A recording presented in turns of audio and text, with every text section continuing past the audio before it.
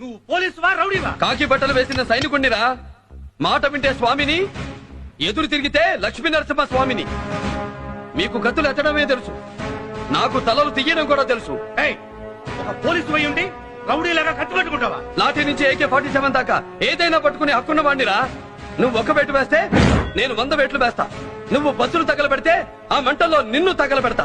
నువ్వు నరికితే అది హత్య, నేను చంపితే అది ఎన్కౌంటర్. కేసుని ఫేసుకి కొత్త కాదురా. ఏయ్ స్వామి, నువ్వు చాలా పెద్ద కులాన్ని ఎదుర్కొంటున్నావు. రేయ్, రంగస్వామి, వెంకటస్వామి, గోవిందస్వామి, రామస్వామి, కులస్వామి, వేలుస్వామి, అనంతస్వామి, ఇన్ని పేర్లున్నా మా నాన్న నాకు లక్ష్మీ నరసింహస్వామి అని పేరు పెట్టింది అవసరమైతే ఆయుధం లేకుండా గోడతో నీలాంటి వాళ్లను చీల్చి చంపడానికి రా. వస్తావా? చస్తావా? ఎవడైనా అడుగు ముందుకేస్తే